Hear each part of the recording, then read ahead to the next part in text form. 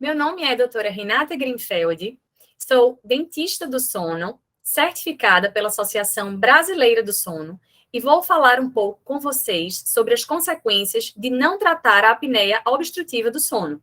Para isso, a gente precisa entender primeiro o que seria a apneia obstrutiva. Ela é caracterizada por paradas respiratórias que acontecem durante a noite. Essas paradas respiratórias, elas são consequência da obstrução dos tecidos moles da via aérea superior, principalmente da língua e do palato mole. Então, aqui a gente tem a figurinha de o ar passando de uma maneira normal ao inspirar.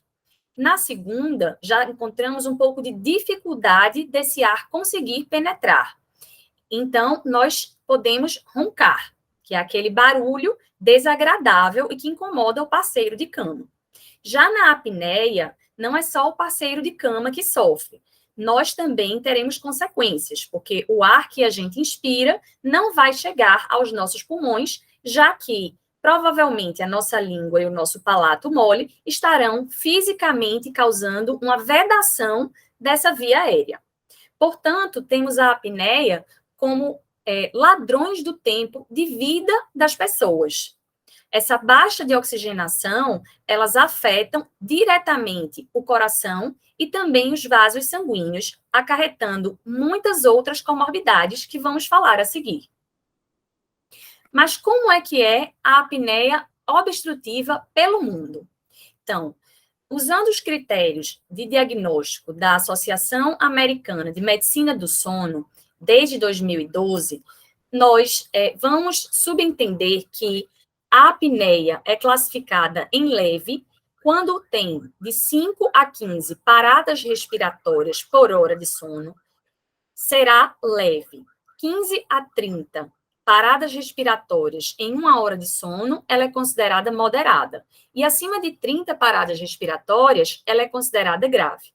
Então, esse estudo que foi feito em vários países constatou que cerca de 936 milhões de adultos com idades entre 30 e 69 anos apresentam apneia obstrutiva do sono de forma grave. Já 425 milhões de adultos com idades entre 30 e 69 anos apresentam apneia obstrutiva moderada a grave, sendo que esses números foram maiores em países como China, Estados Unidos, Brasil e Índia. Então, a gente tem na literatura vários estudos que demonstram que diagnósticos e terapias apropriadas para o tratamento da apneia têm um impacto muito grande na redução das consequências clínicas e não clínicas que se relacionam com a doença. Essa doença não tratada, ela pode causar um aumento da carga clínica, emocional e também econômica na vida das pessoas. Então, uma das principais consequências, é a consequência que a gente mais recebe no nosso consultório, e é a primeira coisa que os parceiros notam, que é o ronco, tá? Nos Estados Unidos, cerca de 25% dos casais que dormem em quartos separados relataram que o ronco seria o principal motivo de terem saído do quarto. O ronco também foi motivo de separação, além de corpos, separação judicial entre casais jovens, tá? Então, o perigo de roncar, além de ser também um indicativo de que tem por trás uma doença mais séria, causa um problema grave social, acarretando até a separação e o divórcio judicial. Também existem as consequências econômicas causadas pela apneia e o seu não tratamento. Qual seria, então, o custo social dessa interface apneia, doenças crônicas, acidentes fatais e queda de produtividade? Ainda não temos dados consistentes dessa realidade aqui no Brasil, mas nos Estados Unidos foi feita uma estimativa em 2016 que nos ajuda a sinalizar essa situação tão preocupante. 80% dos casos de apneia não diagnosticados custam para os bolsos, cofres públicos americanos, 149,6 bilhões de dólares. Já os 20% diagnosticados custam, ao diagnosticar e tratar, 12,4 bilhões de dólares.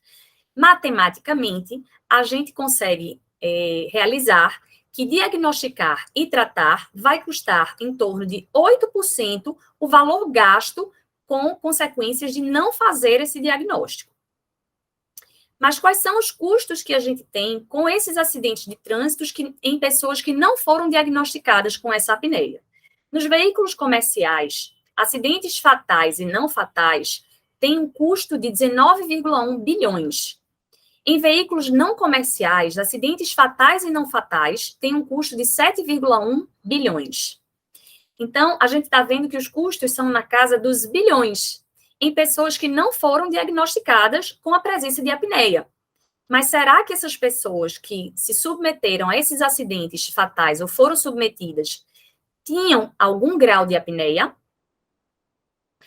Também existem custos de doenças cardiometabólicas que não são diagnosticadas em apneicos, tá? Doenças cardíacas, por exemplo, elas já apresentam um custo de 6,7 bilhões.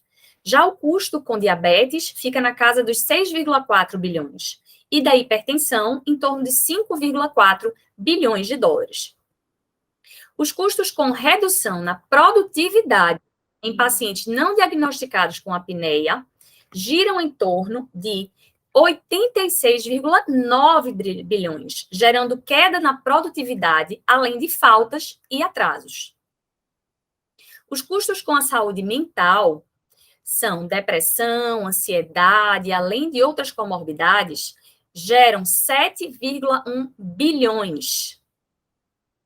Os custos com acidente de trabalho geram em torno de 6,5 bilhões. Então, a gente consegue realizar que a apneia gera um custo altíssimo para a sociedade. O fato de a gente não dormir o suficiente vai gerar, por exemplo, irritabilidade, problemas cognitivos, perda de memória, dor de cabeça e enxaquecas, alucinações, desenvolvimento de sintomas de TDAH, né, do transtorno de déficit de atenção e hiperatividade, baixa de imunidade, diabetes do tipo 2, aumenta também a probabilidade de sofrermos um ataque cardíaco e de apresentarmos dores musculares. Esses são os principais efeitos encontrados de não dormir o suficiente. Já que a apneia gera esses despertares, nós acabamos tendo uma redução na quantidade total do nosso sono. Mas qual é o potencial dessas consequências que a apneia obstrutiva do sono gera? Essas consequências são neuropsicológicas, com sonolência diurna excessiva, causando um dano grande à memória e à cognição, uma diminuição da vigilância, aumento do risco de acidentes, ansiedade, depressão e cefaleias. Os danos cardiovasculares giram em torno de hipertensão arterial sistêmica, cardiopatia sistêmica, hipertensão arterial, que é um dos fatores individuais causados pela apneia obstrutiva do sono. Então, na fisiopatologia, nós temos uma ativação do sistema nervoso autonômico simpático. Esse sistema nervoso autonômico simpático vai gerar uma constrição de vasos, e esses vasos vão aumentar a pressão dentro desses vasos, gerando uma hipertensão arterial sistêmica.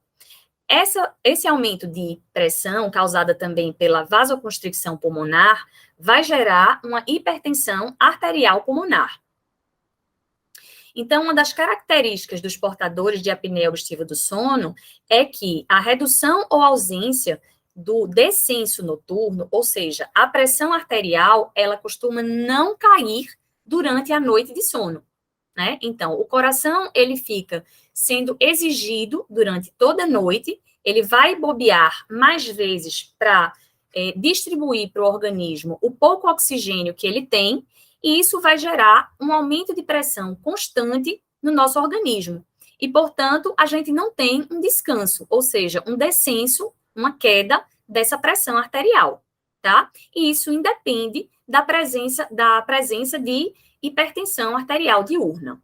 Então, a hipoxemia e a reoxigenação, ou seja, a queda de oxigênio e a volta da oxigenação, vai gerar ali uma inflamação com secreção de radicais livres no nosso organismo. Esses radicais livres, que são altamente inflamatórios para os nossos vasos, vão acabar gerando consequências também cardiovasculares. Então, a apneia obstrutiva vai induzir a hipóxia intermitente, o que vai gerar uma retenção maior do nível arterial do nosso organismo, pode gerar valores que chegam a 24 por 13 milímetros de mercúrio, quando a pressão normal deve ficar em torno de 12 por 8 milímetros de mercúrio. Lá. E a distribuição dessa oxigenação para o restante do organismo, certo? Com consequências, né, clínicas, dentre as quais esse aumento da hipertensão arterial sistêmica, o acidente vascular encefálico e a isquemia miocárdica. Então, quais são as alterações cardiovasculares mais comuns presentes na apneia obstrutiva? Alterações no sistema nervoso autonômico podem levar a uma diminuição do tônus parasimpático, e aí esse tônus simpático é elevado, gerando um aumento na variabilidade da frequência cardíaca, tá? Por exemplo, em casos de fibrilação atrial, quando o coração, ele deixa de ter o ritmo normal dele e o ritmo dele fica confuso, tá? Na hipertensão arterial sistêmica, a prevalência de hipertensão arterial sistêmica nos portadores de SAUS, ela gira em torno de 40% a 90%. Hipertensos, de 22% a 62%. E quando o IH ele é maior do que 15, ela tem um risco 3 vezes maior de se desenvolver num período de 4 anos. As arritmias cardíacas nos pacientes que apresentam importante desaturações são muito. O acidente vascular encefálico tem a incidência na apneia em indivíduos em que o acidente vascular encefálico pode ser maior do que 50%. Na insuficiência cardíaca congestiva, o índice de apneia e hipopneia maior do que 11 eventos por hora aumenta o risco para desenvolver essa insuficiência cardíaca de 2,38 vezes maior. Então, por todas essas consequências que a apneia obstrutiva do sono pode gerar no coração, a gente pode acompanhar uma alteração no Essential 7, que foi um modelo de avaliação lançado pela American Heart Association, baseado em fatores de risco e comportamento, como a dieta, exercício físico, a glicemia, o índice de massa corpórea, o colesterol, a pressão arterial, o tabagismo. E então, eles resolveram incluir, dada a sua importância e consequências cardiovasculares, o sono agora também faz parte do Life Essentials, que passou a ser não 7, mas sim 8.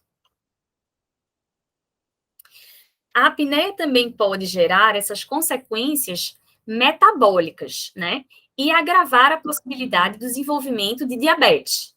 Então, como é que se dá essa possibilidade? Gerada também por uma hipóxia intermitente e a fragmentação desse sono, em que há sucessivos episódios de paradas respiratórias ou diminuições dessas respirações, elas induzem a diversos distúrbios intermediários. A ativação do sistema nervoso simpático, esse estresse oxidativo vai levar a uma inflamação sistêmica com a liberação de radicais livres, alterações na secreção dos hormônios reguladores do apetite e ativação do eixo hipotálamo-hipófise adrenal. Todas essas alterações vão favorecer o desenvolvimento da resistência à insulina, que é um importante hormônio que vai degradar a glicose no nosso organismo. Então, a resistência à insulina leva a progressão dessa resistência, vai levar à intolerância à glicose e, por fim, o desenvolvimento da diabetes mellitus do tipo 2. Em alguns estudos epidemiológicos, podemos verificar uma associação entre a apneia obstrutiva e a diabetes mellitus, independentemente da idade, do sexo e também da composição corporal do paciente. Mas como é que esses hormônios reguladores do apetite se comportam em pacientes que apresentam apneia obstrutiva do sono? Então, os principais hormônios são a leptina e a grelina. Nos casos em que pacientes apresentam apneia, existe uma diminuição da secreção de leptina e um aumento da secreção da grelina. A leptina, ele é um hormônio produzido nas células de gordura e tem como ação principal a sensação de saciedade do nosso organismo. Tem também a função imune e atua também na reprodução e no sistema cardiovascular. Já a grelina, ela é produzida nas células do nosso estômago e tem como principal ação a regulação do apetite, estimulando ele. É responsável também pelo aumento da secreção do hormônio do crescimento, o GH, e tem influência sobre a função endócrina. A apneia também tem uma importante atuação nos nossos sistemas de neurocognição. Ela está intrinsecamente associada a perturbações na nossa arquitetura do sono, gerando novamente, você vê que toda vez a gente retorna para o fato de a apneia gerar essa queda na oxigenação para o nosso organismo. Então, essa hipóxia intermitente que gera o estresse oxidativo, ou seja, para de respirar, para de fornecer oxigênio, e aí você ativa todo o sistema de proteção do seu organismo, causa alterações no sistema nervoso simpático, causa alterações no sistema metabólico, gera liberação de metabólitos agressivos, como os radicais livres, fatores de necrose tumoral, né? E esse estresse, ele vai gerar também alterações intratorácicas, hemodinâmicas e as comorbidades cardiovasculares. Tudo isso tem se constatado que pode influenciar, além de no próprio coração, no pulmão, nesses órgãos que são vitais para a gente tem também alterações no funcionamento do nosso cérebro. Então, todas essas sequências de alterações vão levar a distúrbios neurocognitivos que influenciam o aumento do risco de desenvolvimento, por exemplo, da doença de Alzheimer. Então, a apneia, ela pode desencadear alguns problemas neurocognitivos que também passam pela problemas de atenção e vigilância, problemas de memória e aprendizado, distúrbios psicomotores, desregulação emocional e na função executiva. Então, a apneia, ela é realmente um fator de risco independente para o processo de depressão e o comprometimento cognitivo ou demência. Através, novamente, da hipóxia intermitente, que desempenha um papel crítico no start e na amplificação desses processos patológicos. Então, além de doença de Alzheimer, na literatura, a gente também encontra impacto da função cognitiva e motora na doença de Parkinson. Também seguindo aquela sequência de alterações que a gente falou, mas aqui eu acrescentei a redução da atuação do sistema linfático. Até pouco tempo, a gente não conhecia muito sobre a atuação desse sistema, né? A gente já ouviu falar muito sobre o sistema linfático, que é o sistema que permeia o nosso organismo, né? Que vai carreando as sujidades e leva essas sujidades para serem secretadas para fora do nosso organismo. Pois bem, no cérebro, a gente também produz sujidades que necessitam de remoção. E o sistema responsável por essa remoção, ou seja, o carro do lixo, é justamente o sistema linfático. Então, a apneia, ela tem sido, sim, associada ao aumento da gravidade da disfunção cognitiva associada à doença de Parkinson e aos seus sintomas motores. Como é que funciona, então, o sistema linfático? Só para a gente ter uma noção melhor de como é que ele vai perturbar o funcionamento do nosso cérebro. Em jovens, a gente tem aqui o sistema linfático, que é um sistema para... é um sistema... Desculpa, eu me perdi aqui. Deixa eu recomeçar. Eu esqueci a palavrinha. Para alguma coisa.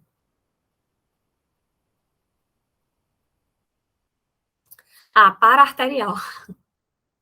Então, no sistema linfático, durante o sono, como é que ele se processa para influenciar no acontecimento dessas demências, né? Em pessoas jovens, a gente tem o sistema linfático, que é um sistema para-arterial. Esse sistema, ele vai carrear as sujidades das artérias, da direção das artérias, passando pelos metabólitos, entre os astrócitos e os neurônios, ele vai carreando as substâncias, as sujidades, né, aqui caracterizada em amarelo pela substância beta-amiloide, que é basicamente uma proteína decorrente é um produto químico das reações que acontecem no cérebro, e ele vai carrear essas sujidades em direção ao sistema paravenoso. Isso acontece de forma corrente e livre nos jovens. Nos idosos, esse sistema já não funciona com tanta... de forma tão correta. Né? A gente tem, sim, uma função para-arterial, porém, o acúmulo de substância beta-amiloide é um pouco maior, mas mesmo assim ele consegue funcionar. Já na doença de Alzheimer, o que é que pode acontecer?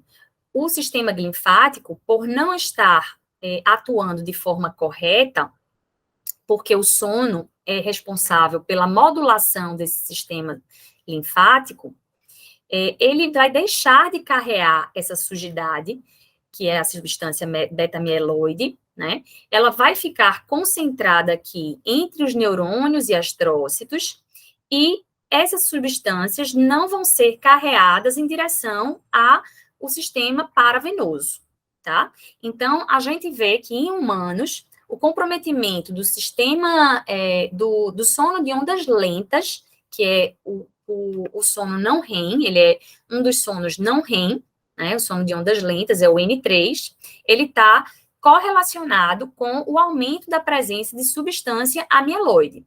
E aí, na doença de Alzheimer, a gente detecta a presença aumentada dessa substância entre as células cerebrais. Como é que a apneia pode afetar, então, a saúde mental das pessoas? Ela vai gerar um risco muito maior de ansiedade, transtorno de pânico, depressão, transtorno bipolar e até mesmo a esquizofrenia.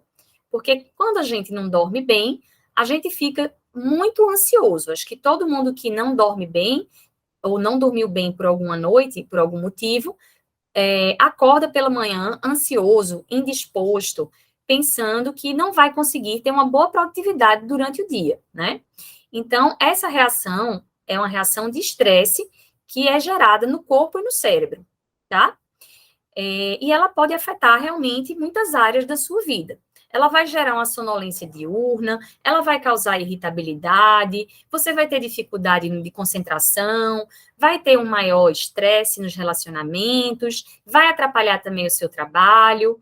Então, na verdade, outros sintomas da apneia, como fadiga, exaustão diurna, mau humor, falta de concentração e ganho de peso, eles também acabam se tornando sinais da depressão.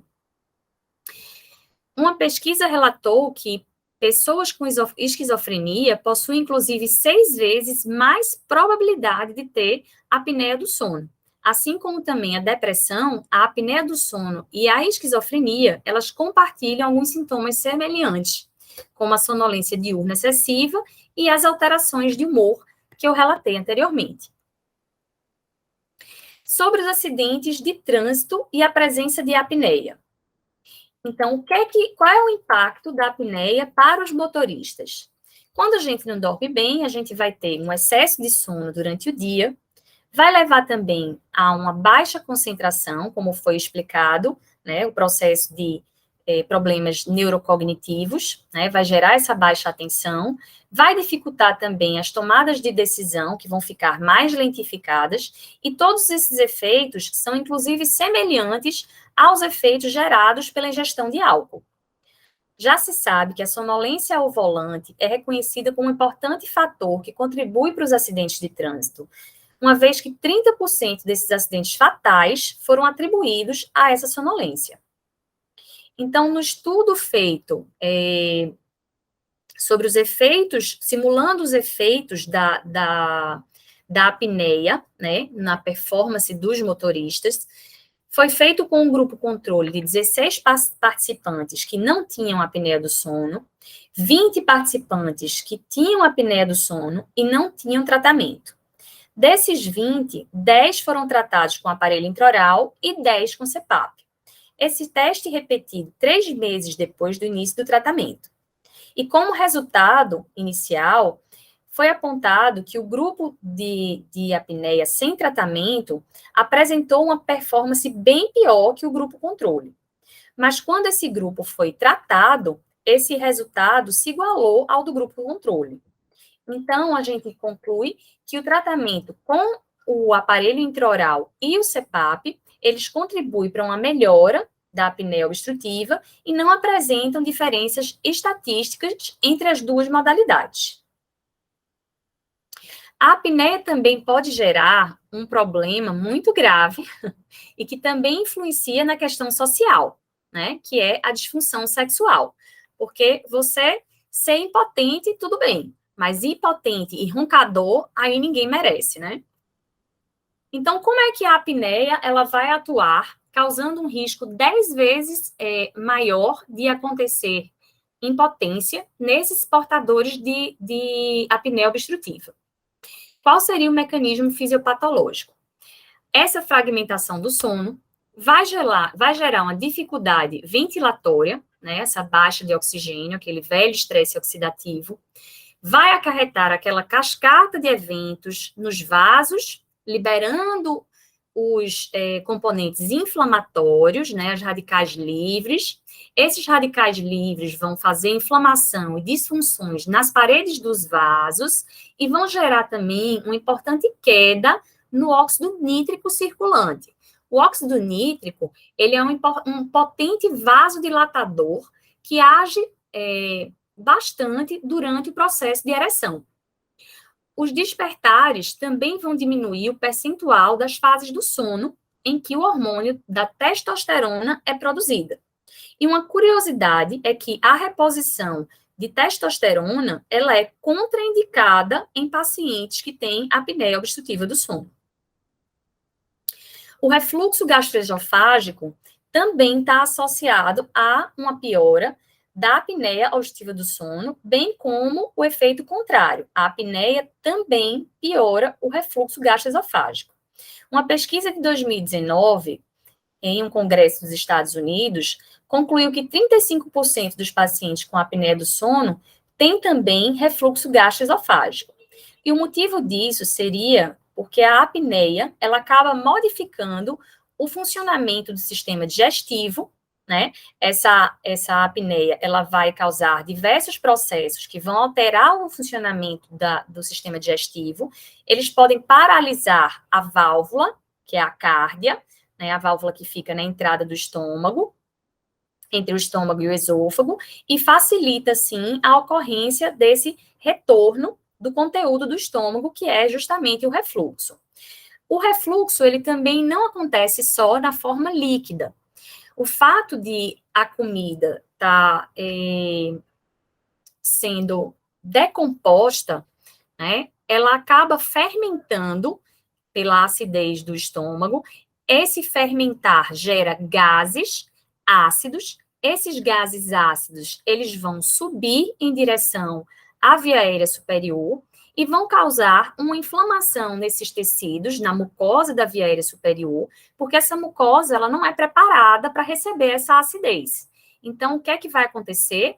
Ela vai inflamar, ela vai entumecer e vai, assim, diminuir ainda mais a possibilidade desse ar passar, quando você tem um relaxamento muscular. Já no caso da apneia gerar um envelhecimento, esses estudos têm sido cada vez mais feitos e recentes, né? Ela apresenta um papel importante no desenvolvimento do envelhecimento celular. Ela pode antecipar e agravar esse envelhecimento, ela vai induzir as alterações celulares e moleculares que caracterizam o processo desse envelhecimento através de exaustão de células-troncos, que são as células responsáveis pela recomposição de tecidos danificados. Ela vai causar um desgaste dos telômeros, que são aquelas pontinhas no final do cromossomo que acabam protegendo esse cromossomo contra alterações. E ela também vai gerar alterações epigenéticas, que são alterações nas ativações e desativações dos genes. Então, a gente acaba envelhecendo mal quando a gente tem a presença de apneia obstrutiva na nossa vida. A sociedade, ela costuma desvalorizar o sono, né? Valorizando e fazendo elogios àquelas pessoas que priorizam, que não priorizam esse sono. Então, há uma percepção de que são mais, de que essas pessoas que não valorizam o sono, que trabalham demais, elas valorizam muito as suas carreiras. Mas como a gente viu, problemas que a apneia geram vão gerar custos e vão gerar baixa produtividade também. Então, ela está, além de tudo, associada também a um aumento da mortalidade, mas ela não é registrada no atestado de óbito de ninguém. Então, é urgente que a gente conheça mais sobre esse problema, né, que não é sentido, quer dizer, é sentido, mas não é identificado como um problema. Por isso que a gente está nessa luta para a conscientização das pessoas e para gerar uma maior busca pelo diagnóstico e tratamento da apneia obstrutiva. E espero que tenha conseguido esclarecer vocês um pouquinho mais sobre as consequências dessa importante doença.